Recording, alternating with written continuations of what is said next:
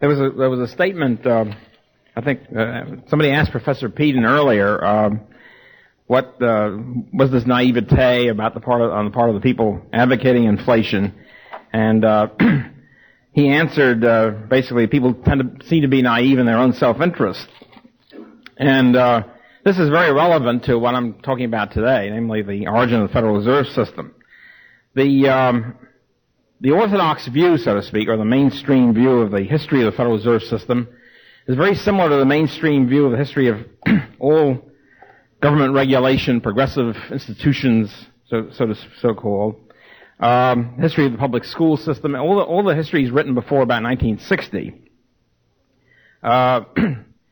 Essentially, it's an exercise in hagiography, which is, those of you not familiar with theology, is the history of the lives of the saints. Heroic, enlightened people in some county, in Zilch County, North Dakota, or whatever, decide there should be public schools, and they agitate for it, and backward types and don't want to pay more taxes are against it, and finally the enlightened people win out. And it's that sort of approach in progressive regulation. It's things like those who think we shouldn't have diseased meat agitate for it. And finally, they win out over narrow, selfish businessmen who are against the meat control regulation. So that sort of approach to the history of regulation is naive and biased at best. It turns out, in the last 20 years or so, historians have revised this whole picture of the history of government regulation in the United States. And the same thing goes for the history of the Federal Reserve, founding of the Federal Reserve System. One thing we have to realize in the first place is that the Federal Reserve Act was a part of the progressive era, part of the progressive package, so-called progressive legislation, which started around 1900 and continued on until through World War I. And and if we realize that the nature of the progressive movement and progressivism was not simply we discover enlightenment, we realize the public good requires that untrammeled businessmen be regulated made to serve the public interest and that sort of stuff. If we realize that the whole history is totally different, then we're more apt to have a better picture of the founding of the Federal Reserve System. Basically the insight into the history of the progressive era can be related to something like this. For example, when tariffs go up, when the steel industry, well, let's put it this way: say the government institutes a higher tariff on steel, which it's doing most of the time anyway, since about 1820. When the government institutes a higher tariff on steel or import quotas on steel, nobody really thinks that this is done because of far-sighted, enlightened people think we really need it, and therefore we come in and they persuade businessmen to go along with it and persuade the government to go along with it. Nobody really believes that. Everybody realizes that if the steel tariff goes up, it's probably because the steel industry is agitated for it. Okay? And then if you check on this hypothesis, you'll find, of course, that's exactly what happened. Not every person in the steel industry, but basically the steel industrialists, realizing that they're inefficient, being outcompeted by foreign steel, decide to agitate for a higher tariff. So in things like tariffs, this is common practice. You're not called an economic determinist or a Marxist if you make the statement that tariff went up because industrialists in that particular industry agitated for it. And yet for anything else, this somehow becomes a no-no or verboten kind of proposition entertained. For any other kind of regulation, banking regulation or whatever, down to things like foreign aid and war, to make the similar statement, in other words, to go a little bit deeper into just tariffs, where the thing is obvious, the tariffs are agitated for by the particular industry, to expand the analysis a little bit becomes unrespectable, to say the least, and both among historians and among everybody else. So people engaging in this sort of analysis, or power elite analysis, if you want to call it that, it's not very common either in historical profession or in the rest of scholarship or in the public. And but in the last 20 years or so, there has been quite a bit of it, and it's revised. It's helped to revise our whole viewpoint of what happened in government regulation in general, and the progressive period in particular. Basically what happened was, in the progressive period, by the end of the 19th century, business, first of all, was extremely competitive, all during the late 19th century. This is as a broad generalization.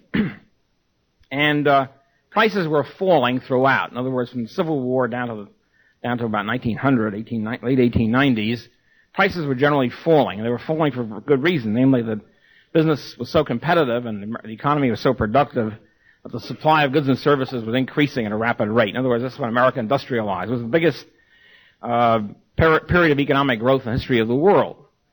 And standard of living went up, and productivity went up, and prices fell. This did not mean that businesses were suffering, because costs were also falling as the productivity increased and mass production increased. So in this situation, the many business groups who tended to be inefficient try to correct this price falling situation by organizing cartels. In other words, by organizing a cartel of each industry so that they could cut production and raise prices. And this was tried in industry after industry, starting with the railroads, which were the first big business in the United States, first large-scale business, and continuing on through manufacturing by the late 1890s. Either trying through cartels, formal cartels, or through mergers. And in the late 1890s, the theory was, we'll just merge into we'll have one big firm for the entire steel industry, the oil industry, etc., and then we'll be able to cut production and raise prices and raise profits at the same time. So they tried this systematically. This was the ideology, so to speak, among businessmen, that the way to benefit for all of us is to have quotas, either formal quotas as in cartels or in mergers where you just agree that you'll have certain shares of this corporation, and then we'll cut production and raise prices. That was the great goal. All of this was a total flopperoo, and case after case, literally hundreds of cases of this kind of merger or cartel, they all flopped. And they flopped for two basic reasons. One is that an economic theory can predict this, and this is confirmed time and time again. Two basic reasons. One is, the basic reason is that the industry is free. Government did not step in and force people to accept the cartel or accept the merger. So what happens is that as soon as the cartel is formed or the merger is completed, and then they cut production and raise prices and profits go up, other businessmen come in and say, hey, this looks like a great industry here, the zinc industry or the oil industry or whatever, railroads. They're making a lot of profits. Let's nip in there and outcompete them because they're raising prices. And we're going to now come in with a new firm, a new factory, a new railroad, and we'll bust them. And that's exactly what happened. So you had new competition always coming in and outcompeting the older firms. And then the older firms are stuck with a new firm. Then you have a permanent competitor, which is a big pain in the neck as they come in with later equipment, with new factories and new equipment, the latest technology, etc. And now they have a permanent new competitor on their hands. So the whole thing became a big pain in the neck for them. And that's one reason. And then internally, what happened was that individual firms would start breaking the cartel. And say, look, we've raised, in other words, the cartel restricts production, raises prices are very high, and then the individual firm says, look, I'm not supposed to do this because I have a cartel agreement with the rest of my buddies in the industry, but here's what we're going to do. For you, my old pal and drinking buddy or whatever, my buyer, I will sell you the steel or the whatever, titanium, etc., for 20% off list, provided you don't tell anybody about it. Okay. So what you have is a secret price cutting. And then this firm gains profits, gains sales, and of course the secret leaks out pretty quickly after about 6 months or a year, and then the other firms get very mad about this, and they call it your rate buster, which is in business terms is equivalent to scab in union terms. And the whole cartel falls apart with mutual recrimination and hatred, and they're back where they started, except now they've got more hatred than they had before. So in other words, this system didn't work. The cartel policy and the merger policy flopped. And at that point, some of each step of the way, some of the more far-sighted in the sense of realizing this was a flop among the business groups decided the only way to preserve a cartel preserve a merger is to have the government enforce it. The turn of the political arm to create the cartel for you. And this was the origin of progressive regulation. The progressive system was not a group of farsighted, essentially it was not a group of farsighted intellectuals who sat around and said, we have to plan, we have to curb businessmen for the sake of the public interest. It was a groups of businessmen saying we have to impose cartels through the government, and thereby eliminating our competition, curbing the maverick firm which doesn't want to engage in a cartel, and gaining profits that way. So, for example, in railroad regulation, the first things they did after the business put in the railroad businesses put in the ICC, the Interstate Commerce Commission, the first thing the ICC did was to outlaw secret price cutting. Because secret price cutting is always the great instrument by which an individual firm can bust the cartel. And how do you do it? You do it in the name of publicity. Or you say, well, it's a terrible thing to have a secret price cutting. All prices the books should be open. All firms should release publicity about their prices and costs and et cetera, so the public will know, the right to know and all that jazz. What it really meant was we want to know what our competitors are charging, and we do it by making the government make all of us release, open the books. So anyway, and of course you do this in the name of openness or democracy or whatever, in the name of the public interest, because America was born in an anti-monopoly ideology, a hatred of monopoly, meaning, by the way, monopoly meant for centuries, until modern economics came in and poisoned the well, so to speak.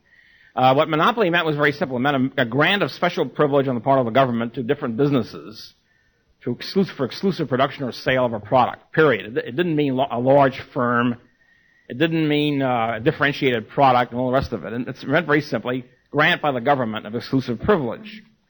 It's very much like during the discussion of Professor Peden before that when the church fathers attacked the rich, they didn't mean the rich, period. They meant tax collectors and so forth. It's a similar situation, a shift in the language.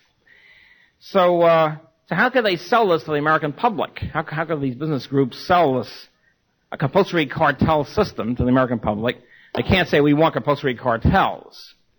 So what they did was they created the ideology of the public interest. This is the public good. We have to curb evil business groups and that sort of stuff. And the businessmen who took this position were then called enlightened by their allies, by the media, whatever, the media of that epoch. These are enlightened businessmen who rise above their own self-interest to look at the larger good. They have the far vision of like Diocletian. They want to curb their selfish profits for the good of the entire industry and the good of the country. Now, how was this ideology pushed? The ideology was pushed very simply by intellectuals who are rising up. Throughout history, the statism has been imposed by two groups, an alliance of two groups. The state itself, the state apparatus, the king, the throne, and the opinion molding groups, the intellectuals, which in most cases in history have been the churches, the state church. And so this is known as the alliance of throne and altar. You have the church and the state. The church, the function of the church was to tell the people to obey the state. The state is God in many cases. The king is God. The king is divinely sanctioned. And in return for this, and the public believes them because they're the intellectual opinion molders. And in return for that, the church gets part of the boodle. They get part of the state revenue in the form of tax subsidies and so forth. So this was a very cozy alliance until essentially Western Europe, until the age of Western Europe, and when church and state were separated. And essentially what in the progressive period in the early 20th century, you begin to reform the old alliance of intellectuals and government, big government intellectuals, who perform the function of court apologists for the new regime.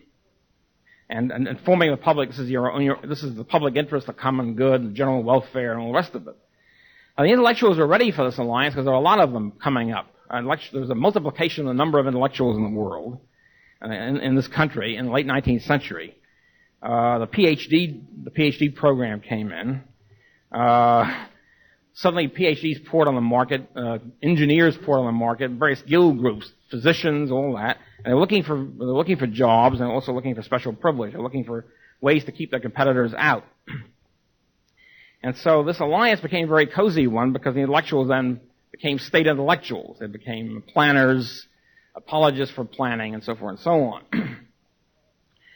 Okay, so this is the general background of the banking situation.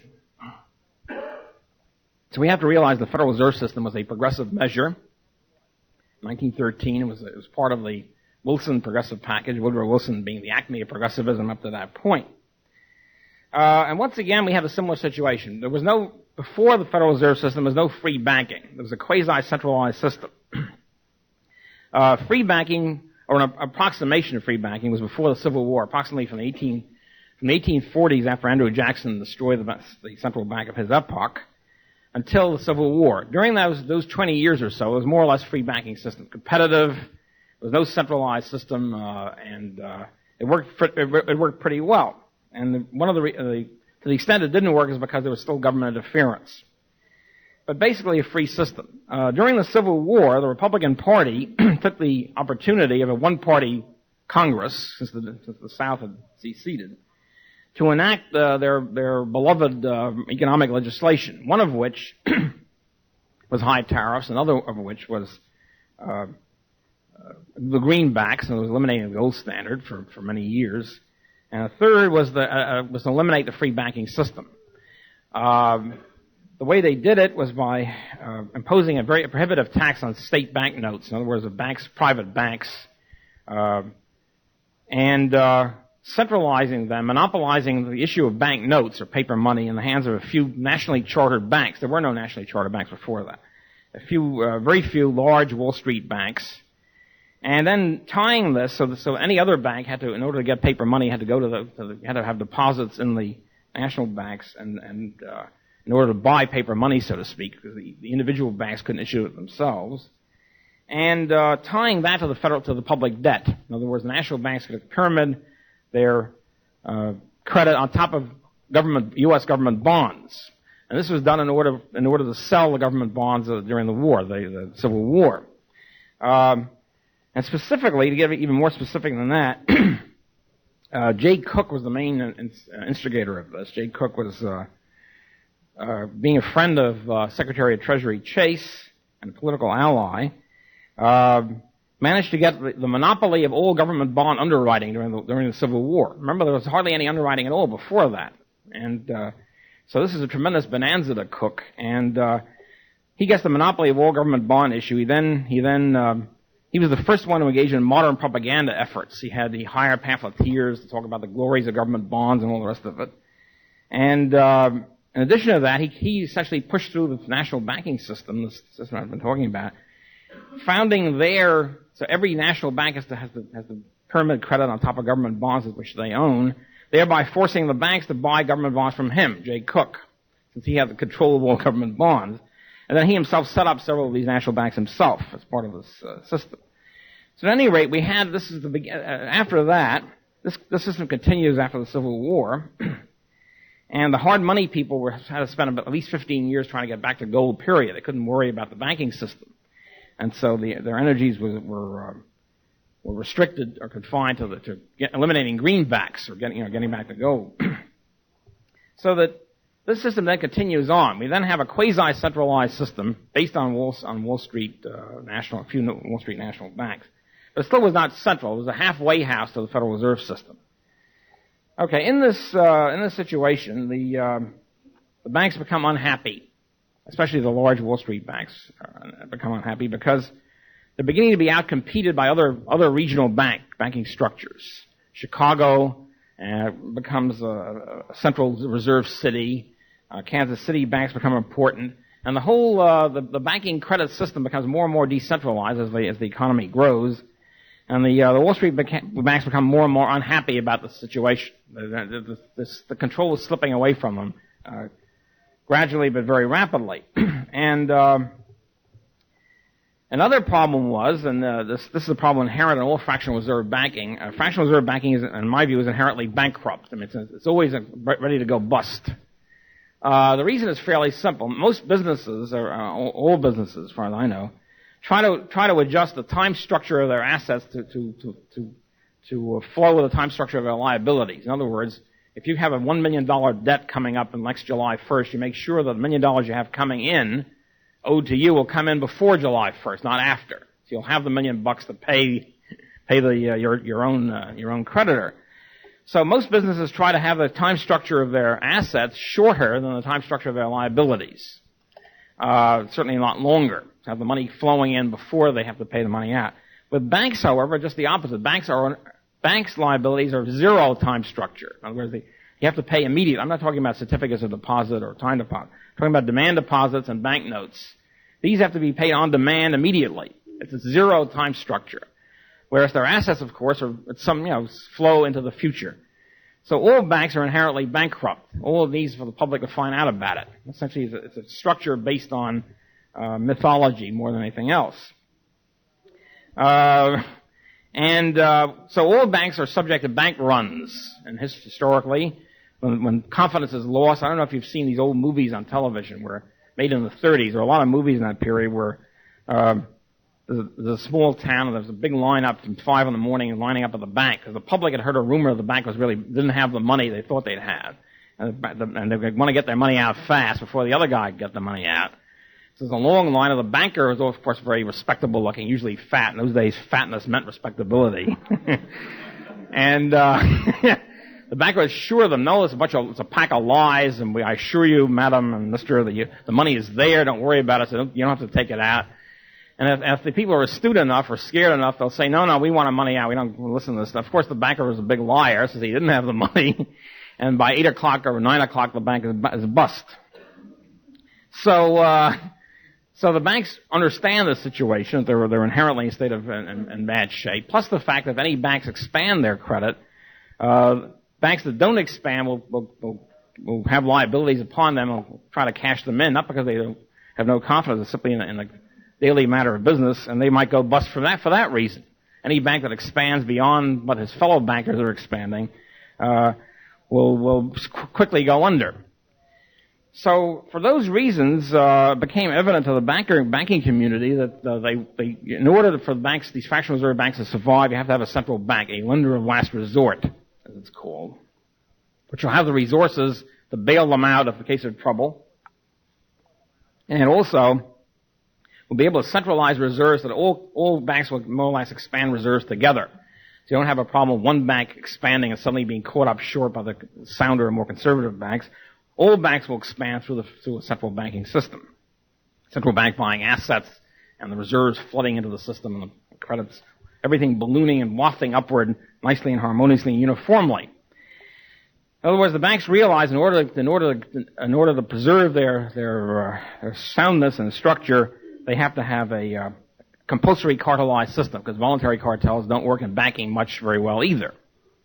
So in other words, the turn toward compulsory cartels in banking was very similar, of a piece with the turn toward compulsory cartels in the rest of business, industry, railroads, manufacturing, meat packing, insurance, and everything else.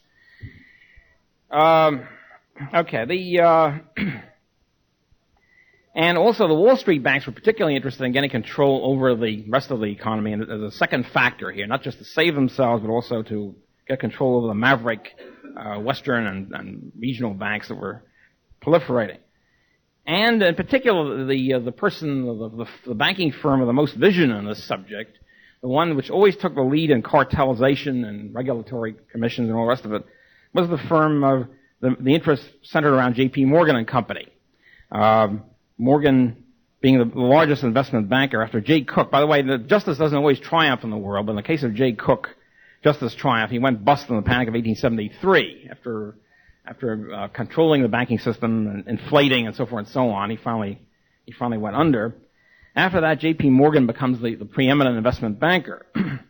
And first in the railroads and then in manufacturing, Morgan takes the lead in this vision of a new cartelized system, including a new cartelized banking system. Okay, just to give you an idea, here's a quote here on the role of the Fed and what the people at the time thought the role of the Fed was going to be. Just as another point, the theory propounded before the public was, and the public again is not going to fall for this very well. So the theory propounded before the public was, we need the Fed, one, to catch up with the world, because everybody else had a bank. All other major countries had a central bank. Therefore, we should have it. And Secondly, in order to stop wildcat banks from inflating too much, we need a central bank in order to impose stability and make sure there's not to limit any inflationary potential of the private banks. It's very similar to the saying the IC. We need an Interstate Commerce Commission to control the railroads. They won't milk the public by higher freight rates. Actually, the real reason was they wanted to raise private freight rates, railroad freight rates, through the ICC and not to lower them. Similarly here, the propaganda is that we need the Fed in order to control the individual private banks and make sure that they don't expand credit too much. The real reason was they want to expand. They need the Fed to expand credit and maintain the expanded credit so the banks wouldn't go under. We need a lender of last resort. Or to use the phrase very common in that period, the money supply needs to be more elastic. That was the big phrase. We need a Fed because we need the money supply to be more elastic. In other words, the money supply is too rigid. We need to expand it more, especially during recessions and in bank panics. We need a Fed to expand money and credit. And so this is what they meant. Elasticity was a sort of euphemism for inflation.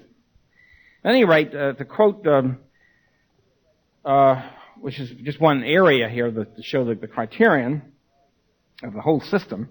Edward N. Hurley, when the Federal Trade Commission was established, about the same time the Federal Reserve was established, the vice chairman, as de facto head of the Federal Trade Commission, was Edward N. Hurley, who was the president of the Illinois Manufacturers Association when he was appointed, and whose actions and appointment was hailed, and his subsequent actions were hailed throughout the business community. He addressed the Association of National Advertisers in December 1915, a couple of years after the Federal Reserve and the Federal Trade Commission were put through about the same time.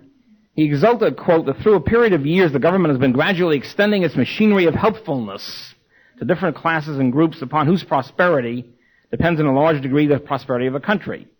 And then he says, the railroads and the shippers had the ICC. They had their ICC, Interstate Commerce Commission.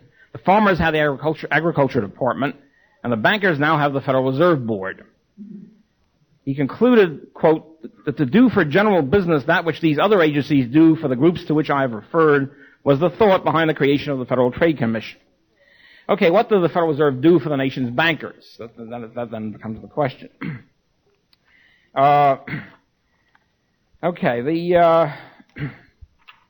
It starts the idea of central banking before the Federal Reserve comes in. The first thought was the Treasury would do it. Instead of creating a Federal Reserve, maybe the Treasury Department could act as a central bank on its own. And then, for example, in 1900, Secretary of Treasury Lyman Gage called for the establishment of regional central banks, and in 1906, Secretary of Treasury Leslie Shaw suggested in his annual report that he be given total power to regulate the nation's banks. It didn't work, but this was and they tried to intervene.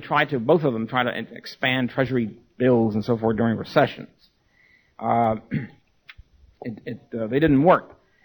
And the question then is, who are these people? Who are Gage and Shaw? Do they do this? Do they either call for central banks or try to act as a central bank on their own hook? Are they isolated bureaucrats where power went to their head? And in order to analyze that, we have to realize that most historians, unfortunately, when they deal with government action, they just deal with the Secretary or Treasury or the Federal Reserve Chairman or whatever at the time he exists. In other words, it's as if somebody dropped from heaven, becomes Secretary of the Treasury for 4 years or 8 years or something, and then disappears. And his life then is sort of like a self-contained, hermetically sealed vacuum. And he does various things, and he disappears. And if, however, you examine what he did before he was Secretary of Treasury and what he did after, you have a very different perspective. I don't mean just on these people. I mean all the top bureaucrats. If you examine what their life was before and after they were in office, your whole viewpoint about them begins to shift. They turn not to be isolated bureaucrats, but part of a whole financial network of power elite. For example, Gage, first Secretary of Treasury under McKinley, who tried to do this. Before he was appointed Secretary of Treasury, he was the head of the powerful First National Bank of Chicago, one of the major banks in those days in the Rockefeller orbit. And now we have to say that there were two big financial orbits at this point, the Morgans and the Rockefellers, both of whom were in favor of central banking by this point. Okay. He was also president of the American Bankers Association. Gage. After he left the Treasury Department, after a couple of years, he becomes president of the U.S. Trust Company, which was Rockefeller-controlled, and his handpicked assistant of the Treasury, Frank Vanderlip, who one of the major figures in creating the Federal Reserve System, goes on to become a top executive of the Rockefeller flagship bank of that period, the National City Bank of New York. He was appointed at the Treasury not because his name was plucked out of a hat, but because Mark Hanna, his close friend and political mastermind and financial backer of President McKinley, chairman of the Ohio Republican Party and then the National Republican Party, coal magnate and iron manufacturer, Hanna, was also a close business associate of and an old friend and high school classmate of John D. Rockefeller Sr. So when you begin to realize that, you begin to realize it's not an accident. These things are not something Hanna somehow has a theory, and the thing just it works somehow by a random selection of people.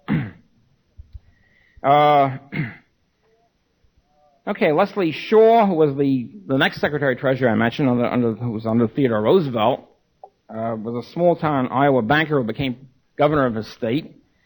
He continued as president of a bank while he was governor. In those days, there was none of this nonsense about blind trust or worry about conflict of interest. And he was a friend and ally of the so-called Des Moines Regency, which was running the Iowa Republican Party for many years. And the head of the Iowa Regency, Senator Allison, was in turn tied closely to Charles Perkins, who was a close Morgan ally and president of the Morgan-controlled Chicago, Burlington, and Quincy Railroad. Okay, after the failure of these two attempts by Gage and Shaw to use the Treasury as a fulcrum of a central bank, comes the Panic of 1907. It was at that point when the large bankers decided no more fooling around, fellas. We need a central bank.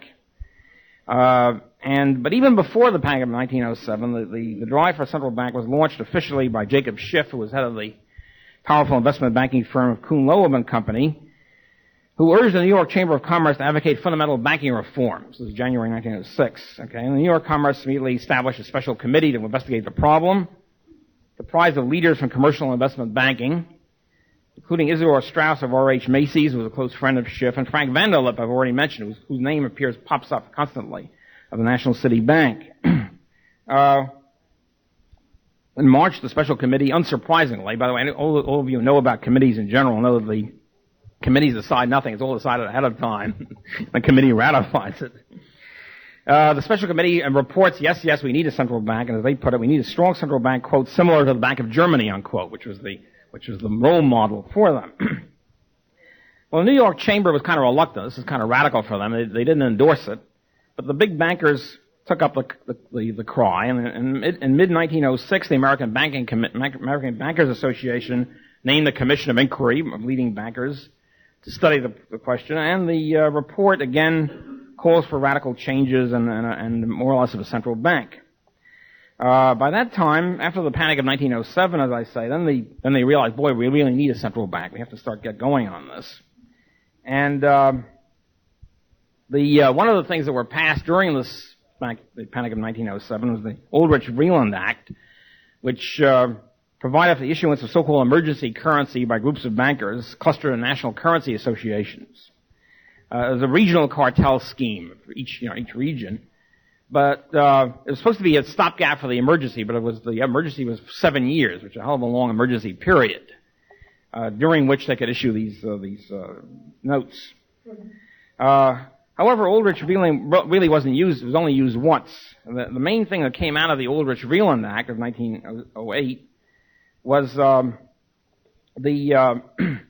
setting up of a National Monetary Commission by the Aldrich-Vreeland Act to study the American and foreign banking systems and emerge with a plan for reform. The commission consisted of 9 senators and 9 representatives. It's the usual kind of government commission.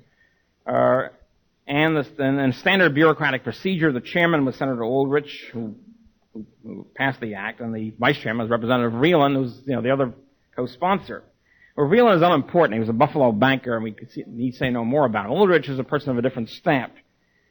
Extremely powerful senator from Rhode Island, Republican senator, who made millions during his long service in the U.S. Senate. It's not quite known exactly how he did it. He started off as a fairly humble grocer, and He winds up after, 30 years in the Senate as a multimillionaire, which those days meant multi-million. I mean, million meant a lot then.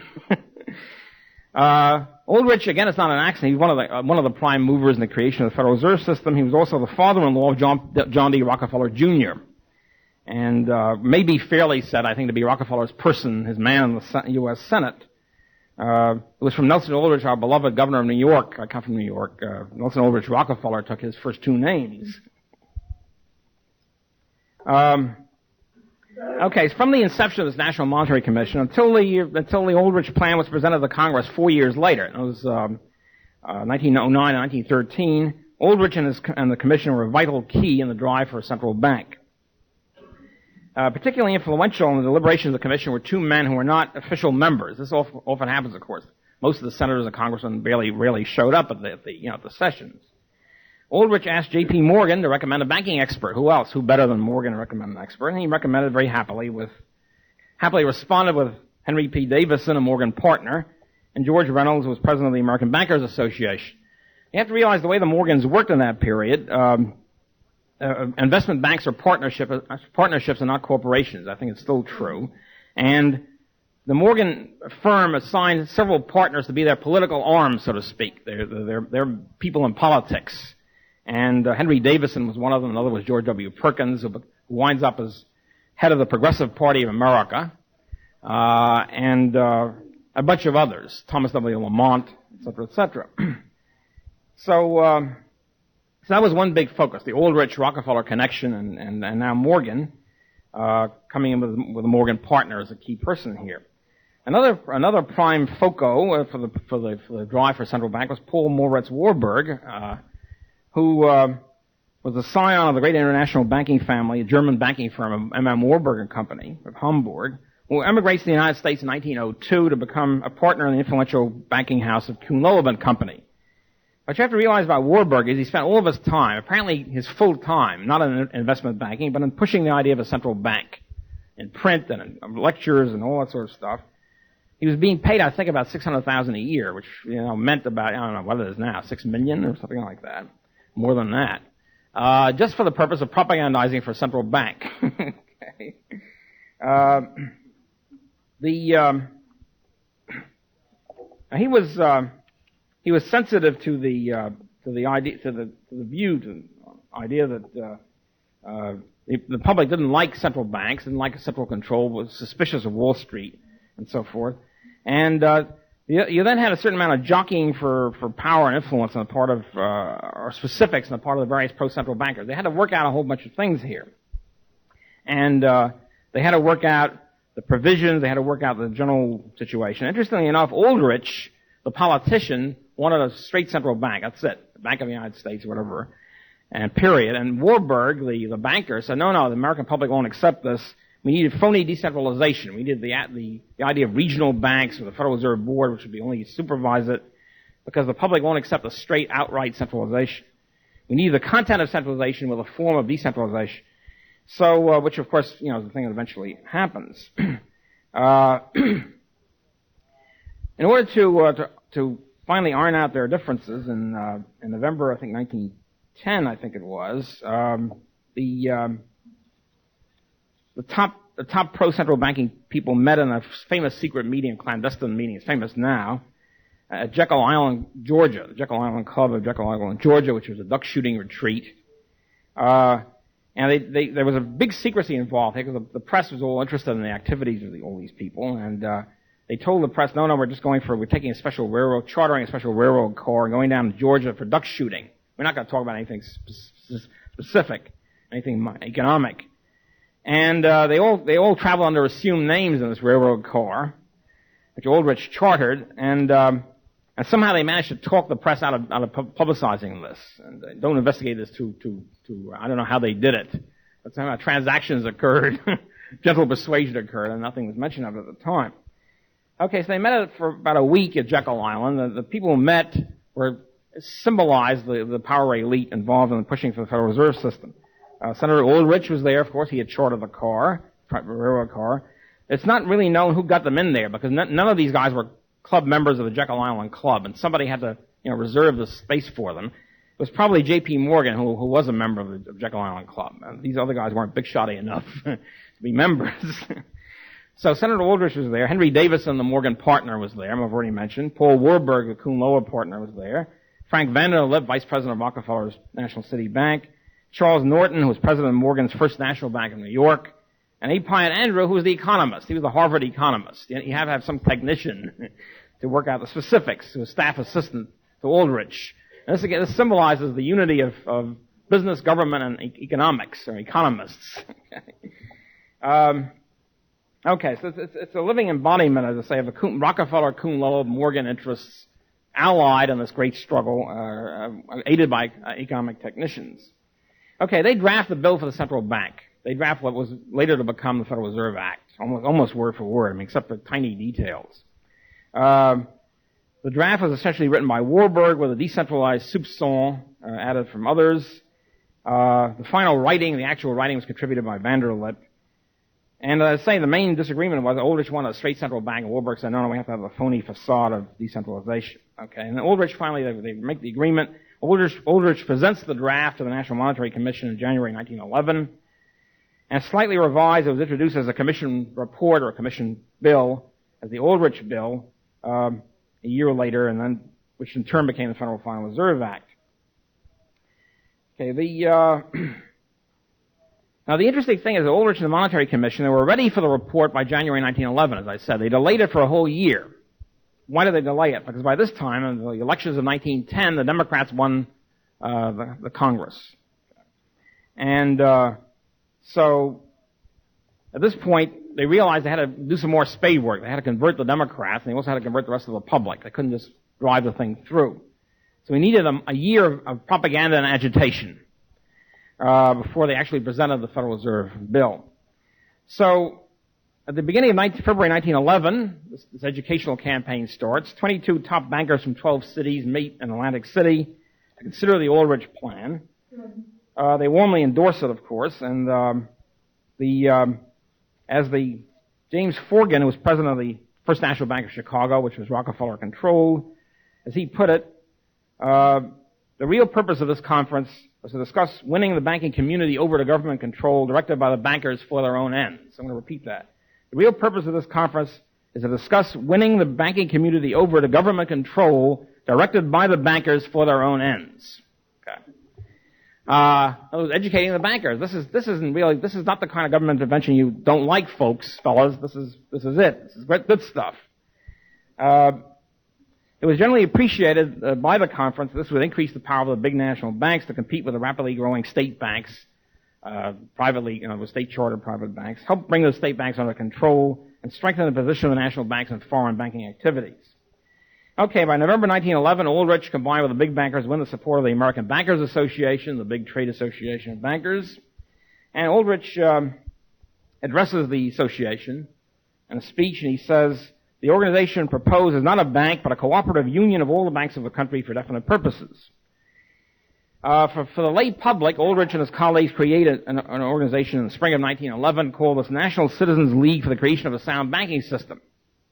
The League grew out of a resolution which Paul Warburg had pushed through a meeting of the National Board of Trade in January 1910, setting aside January 18th of 1911 to be Monetary Day, devoted to a, quote, businessmen's monetary conference.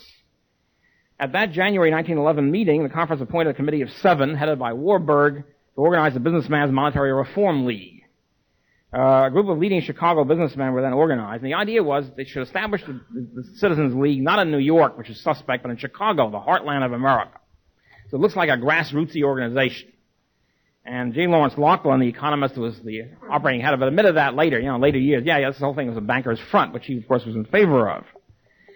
So, the stated purpose of the League, for example, is to advance the cause of, quote, cooperation with dominant centralization of all banks by an evolution out of our clearinghouse experience. And then there was various splits, and there were personality conflicts centered around the fact that the Democrats, and Laughlin, who was a Democrat, wanted to get rid of the evil name Aldrich, because Aldrich was a big-shot Republican, from the bill. And so what finally happened, since the Democrats ran Congress at the time, it became the Glass Bill instead of the Aldrich Bill. That was the big fight. It took a couple of years to work that out. At any rate, all the big bankers were in favor of it. They didn't really care about the name on the bill. That's a matter of personal prestige or, that sort of stuff. At the annual meeting of the American Bankers Association in August 1913, A. Barton Hepburn of the Chase National Bank exulted about a successful effort to get the bankers to endorse the Glass Bill. Quote, "The measure recognizes and adopts the principles of a central bank. Indeed, if it works out as the sponsors of the law hope, it will make all incorporated banks together joint owners of a central dominating power." Okay, so the Federal Reserve System was then enacted in December 1913 and opened its doors the following November 14. And one at the same time a cartelizing and inflationary organization. Okay, the bank structure was such that the banks themselves were very powerful in selecting Federal Reserve officials. There's a whole different structure, different regional structure and all that. The chief executive officer of each bank, which those days was called the governor and now called the president, was selected by the bank directors themselves. In other words, the regional bank directors were mostly bankers. And then we have, of course, the Federal Reserve Board and the governor of the Federal Reserve Bank of New York, which those days ran the system until 1929. The next step then is to analyze who these guys were, and this, of course, becomes important. Another thing that happened, by the way, is the reserves were centralized in the Federal Reserve System. The Federal Reserve banks become the monopolists of all paper money, not just national banks, but now only the Federal Reserve can print paper money. And the reserve requirements were cut in half, thereby lending a great inflationary potential to the whole system. Reserve requirements before that were about 20%, and now go down to about 10%. The bankers all hail the enactment of the Federal Reserve System. This is great stuff. And now they say we have to see who's going to run it. Now the next step is who the personnel are. Okay, there were 7 members of the Federal Reserve Board in that period, of whom 2 were ex officio in those days, the Secretary of Treasury and a control of the currency. So who are they? Well, Secretary of Treasury and control of the currency before they assumed their posts. Again, who are they before they became big shots in the Wilson administration? They were close associates, business and financial associates themselves. Secretary of the Treasury, William Gibbs McAdoo, had been a failing businessman in New York City. He was a loser. He set up several enterprises in his life, and they all collapsed. For some reason, he was befriended. He was taken a personal liking to by J.P. Morgan, which is something you want to have happen to you in that period. And Morgan decided to bail McAdoo out. And he set McAdoo up as president of New York's Hudson and Manhattan Railroad, which ran the tubes under the Hudson River, which he was before he became Secretary of Treasury. He spent his entire life, the rest of his life, in the Morgan financial ambit. His fellow board members and officers of Hudson Manhattan Transit were all Morgan people. There were president of Morgan companies. There were presidents of Morgan Cartel, Morgan merged companies in industry like International Harvester and U.S. Steel, which were originally, by the way, monopoly. It was supposed to be monopolies of the steel industry and the agricultural machinery industry. It didn't work. The whole thing was a flopperoo from that perspective. So all these guys were on his board, and then when after he becomes Secretary of the Treasury, McAdoo cements his political stature by marrying the daughter of President Wilson, which is the second best thing for you to do if you're Wilson's president. One is you become a pal of Morgan, and 2, you become the son-in-law of Wilson.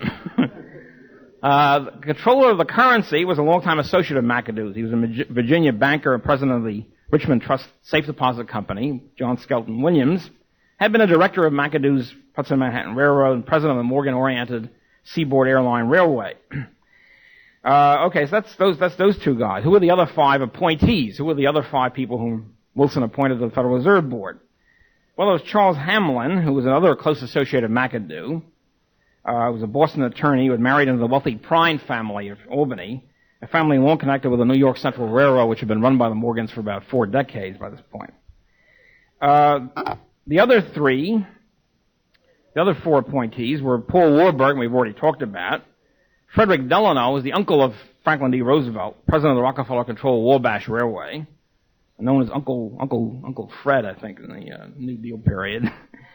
William P.G. Harding was president of the First National Bank of Birmingham, Alabama, and son-in-law of Joseph Woodward was head of the Woodward Iron Company, which had several prominent Morgan and Rockefeller people on the board of directors. And finally, an economist, Professor Adolph C. Miller of the University of Chicago, and Land Economic Technician Prestige. However, he wasn't just an ordinary economist. He had married into the wealthy Morgan-connected Sprague family of Chicago. His father-in-law, Otto Sprague, had been a prominent businessman and served as the director of the Morgan-dominated Pullman Company, and his wife's uncle, Albert Sprague, was director of the Chicago Telephone Company, subsidiary of the American Tel, which essentially was a Morgan-controlled monopoly. So then we have, in other words, the Federal Reserve Board beginning its existence with 3 Morgan men, 1 Rockefeller type, and a Kuhn Loeb, ally with the Rockefellers, a prominent Alabama banker, and an economist with vague Morgan family connections. That's the disinterested public interest at work. Okay, the guy who controlled the Federal Reserve System with an iron hand from the beginning until he died in 1928 was Governor of the Federal Reserve Bank of New York, Benjamin Strong. He ran the system, much to the dislike of the Federal Reserve Board in Washington. And after he died, the law was changed to ensure the Federal Reserve Board was running things and not the governor of the Federal Reserve Bank of New York. Who was Benjamin Strong? His policies were inflationary throughout and all that. So that's one to talk about his policy. But who was he? Where did he come from? Again, he didn't drop out of the sky by divine edict.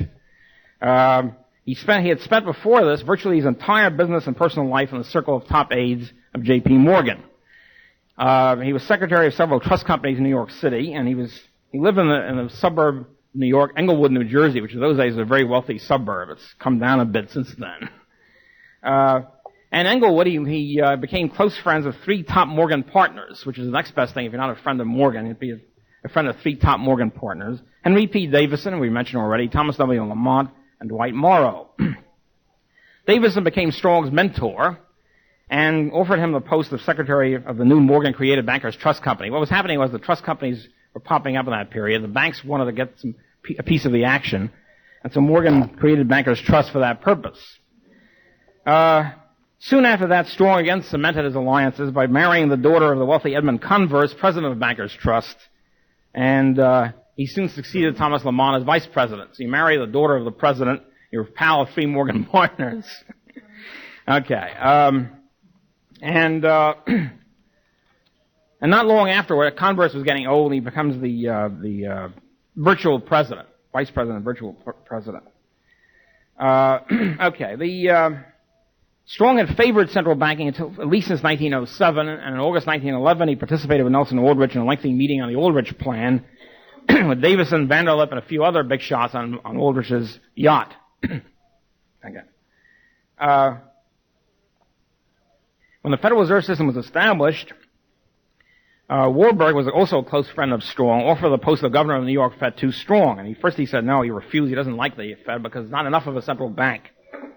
He wants to run from New York, as he said, by a board of directors on the ground in Wall Street. After a week in the country, Davison and Warburg persuaded Strong, don't worry about it, fella. This will be a central bank, and you'll be running it. And at that point, he accepted the job and became governor of the New York Fed. We proceeded to assume absolute power. Okay, that's essentially the story of the founding of the Fed. As Strong put it he put it, for example, that when he was worried that the state banks refused to join the system, state banks had the option of either joining the Fed or not, and he was worried about it, and he said in a letter in October 1916, frankly, our bankers are more or less an unorganized mob. Until they are educated by experience of the advantages of cooperation through the reserve system, I believe it is unsafe to rely upon reserves contributed by their voluntary action. In other words, force them into the system. And that way, every cartelist has always complained about individual businessmen who kick over the traces and don't accept the collective discipline of the cartel.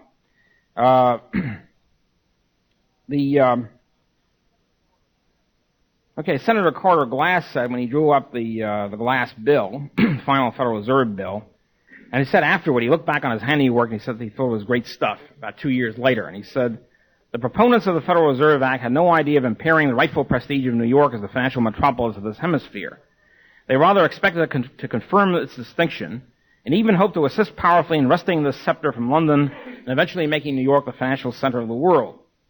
Indeed, momentarily this has come to pass. And we may point out, Carter Glass goes on, to the amazing contrast between New York under the old system in 1907, shaken to its very foundations because of 2 bank failures, and New York at the present time, under the new system, serenely secure in its domestic banking operations and confidently financing the great enterprises of European nations at war. Okay, that concludes my talk. Thank you.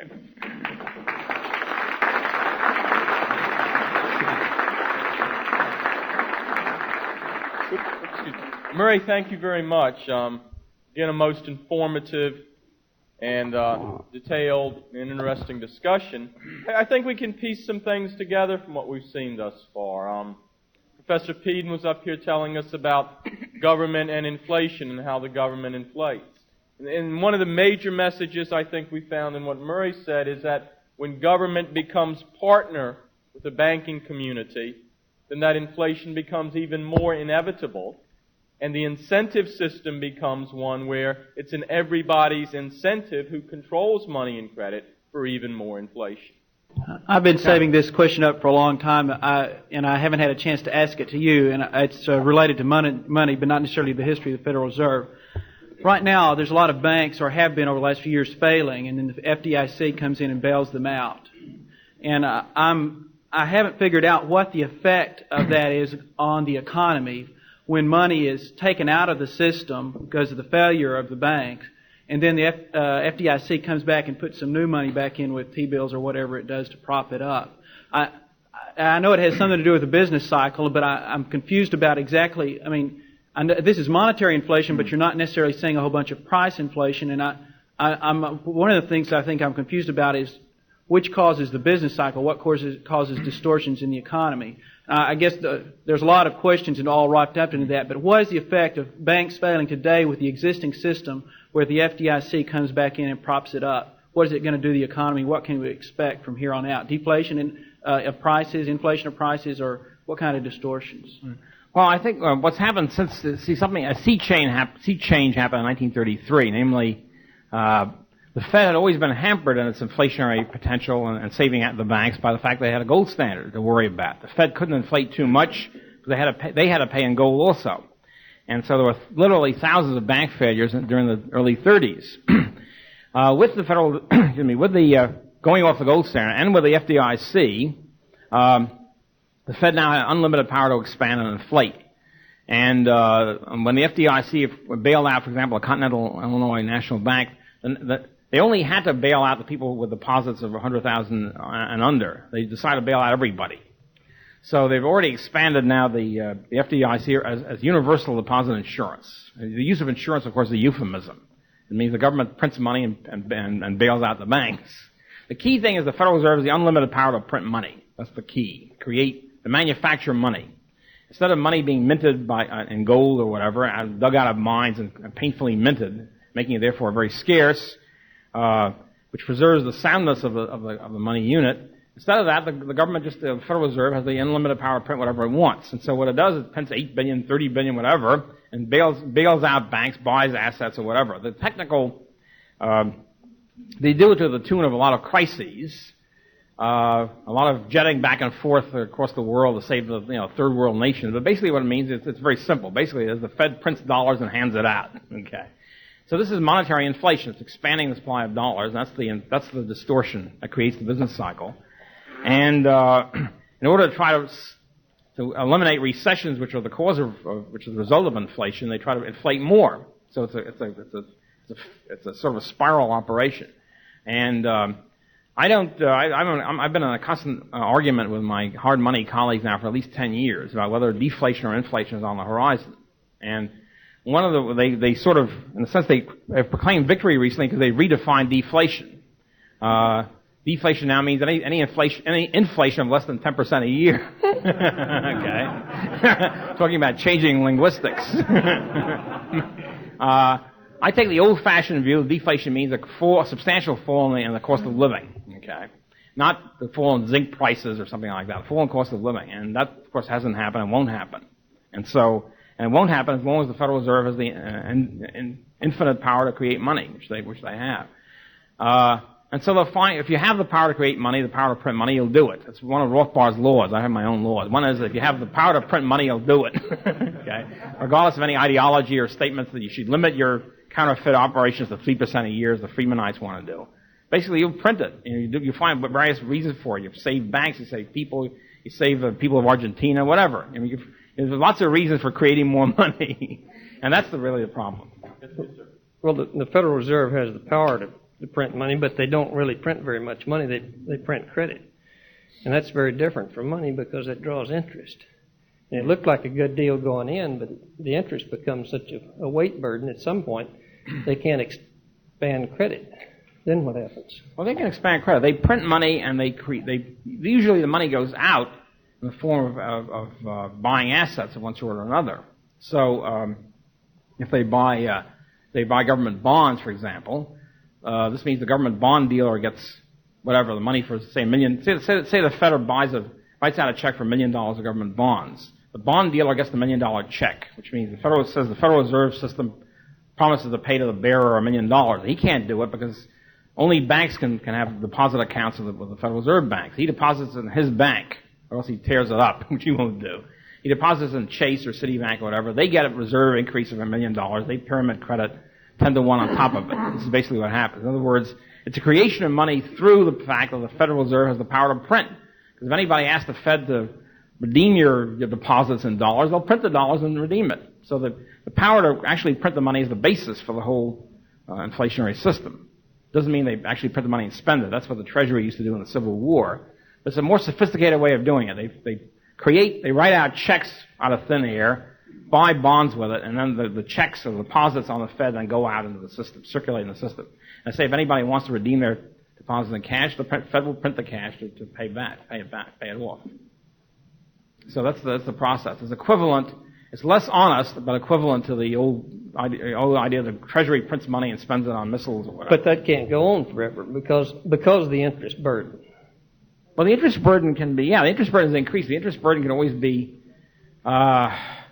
alleviated, so to speak, by inflation. In other words, the more you inflate, the lower the interest burden becomes. Not if you inflate with credit. They're inflating with credit. Right. They're not inflating with money. It's printing of money. The result of credit is money, dollars. Okay, I call money dollars. And dollars is what pays for goods and services. Well, the amount of dollars in circulation are very small compared to the amount of credit. Well, I don't know how you pay for stuff. I pay for stuff by writing out a check, and that's dollars. And this check is accepted by my people I spend money on. I call that money. Most people call it money. Murray's point is that this credit can easily be converted into money. That's the whole idea behind the Federal Reserve. Well, I used to scold bankers for being part of this inflation problem. I argued that when they made these loans they fabricated them on the books that contributed to inflation because it expanded the money supply. Mm. Their argument was, no, that doesn't expand the money supply because the loans will be paid off. I argued back, no, they don't ever pay them off. They just substitute collateral by borrow more money, which is what we've done up to a point. But there comes a point where people can't service the debt any longer. And then the banks, they would like to get some of that money back that they loaned out. And it looks like there's a limitation on how much credit you can extend in the system. And we're somewhere near that. The credit can continue to expand somewhat. But under the present system, we don't have the capacity to inflate substantially, not like we've done in the past. I mean, we're somewhere near the limit. I just don't understand your statement. Israel now has a 900% inflation rate per annum. Yeah, okay. But they don't do it with credit. They do it with money. They're printing money. You can have unlimited inflation. They do it with credit. As long as you run currency. I'm sorry. I think that's the Bank of Israel buys government bonds to pay the deficit. You do have problems, and we see some domestic banks experiencing them now, when they've granted large loans or increased their loans outstanding over the years in the anticipation that inflation will keep rising to make the debtors able to service the loan debt. Then all of a sudden you get a downturn in the economy and many people can't service their debt. That's what we've seen, for example, with First Chicago, Continental Illinois, and things like that. But Murray's point, of course, is that as long as you don't have that unexpected downturn, banks can keep rolling over their debt as long as the Federal Reserve is providing them the wherewithal to do it. Now, I think we all agree there are some upper limits.